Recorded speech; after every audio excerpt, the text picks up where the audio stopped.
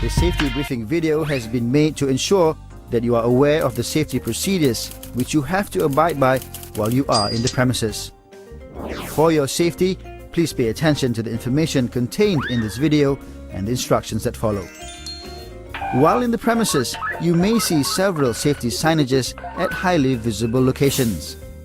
Please be aware of these signages, know what they mean, and abide by the restrictions.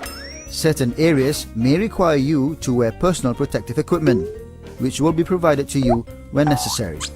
It is important that you comply with this requirement for your own safety.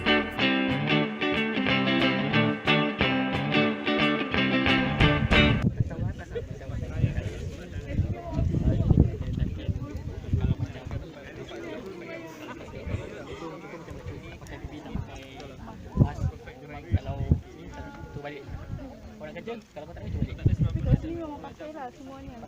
Fully lengkap lah. Mas. Memang kita akan kalau bersih tu tak ada. Tak mesti. Glove, kasut getah. Lepas tu galah. Galah dia tu nak kalau bawa dekat atas motor. Bawa atas motor dia akan ada satu sarung kat sabit tu akan pakai satu. Sebab tu dia kalau kat tengah ada tipis. Kepala putus? Yes. Dia bawa macam tak bawa tapi dia pakai sarung.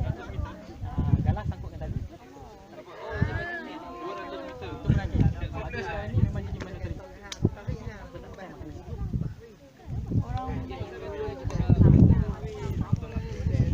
Melayu kita jadi badan yang tengah tumbuh ni lagi.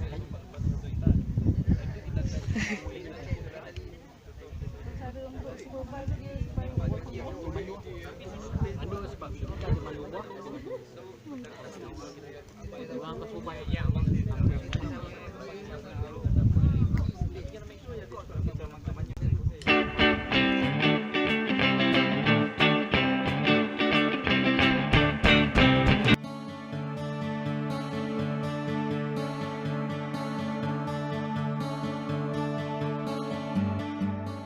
Hi, I'm Emily Doran, Extension Assistant in the Pesticide Safety Education Program at the University of Nebraska-Lincoln.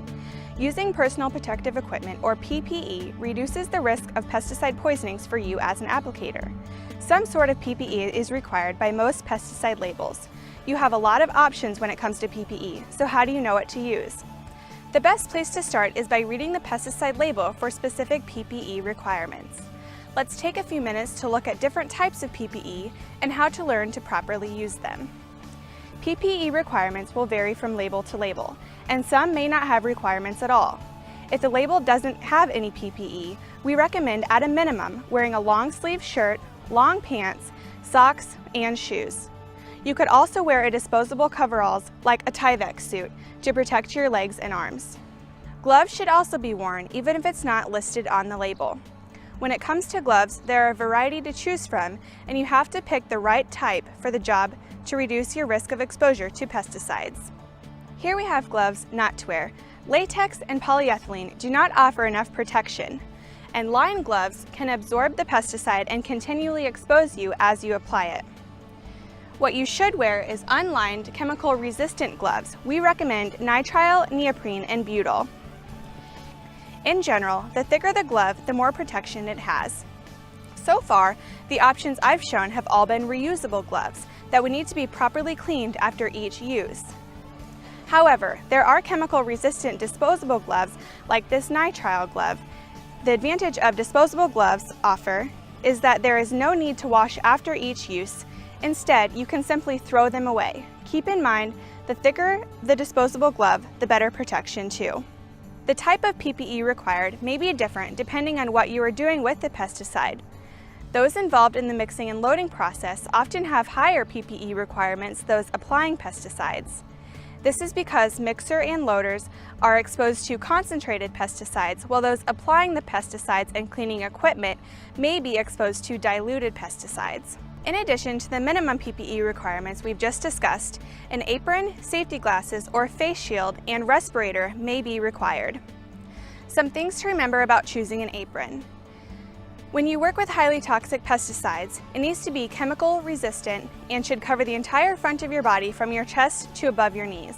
The safety glasses must have brow and side guards and fit properly to protect your eyes. You can also use safety glasses that easily fit over your eyeglasses. Another option for protecting eyes is a face shield. A face shield prevents pesticides from coming in contact with your eyes as well as your entire face. There are a number of different types of respirators. We will be focusing today on half-face cartridge respirators. This half-face cartridge respirator prevents you from inhaling the chemical when applying pesticides. This black organic vapor cartridge is required for filtering out pesticides. When applying pesticide, dust, or granules, place the dust covers over the cartridges. These come with the respirator.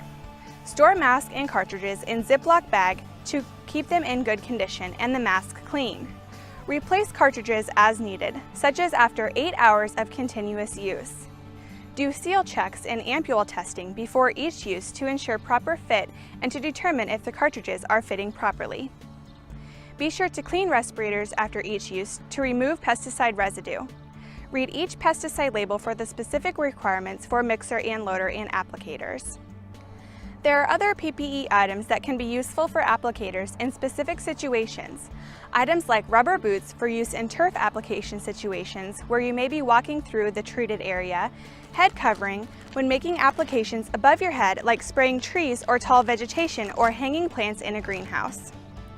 After the pesticide application, it is important to properly clean your PPE and yourself. Use soap and water to clean all of your PPE before you store it for the next use. Also, be sure to wash yourself with soap and water as soon as possible after the application.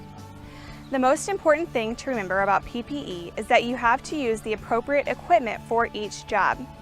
You can purchase these items at many locations. For a list of suppliers, refer to the NEB Guide on protective clothing and equipment for pesticide applicators. As always, remember to read the label for specific PPE requirements for each product.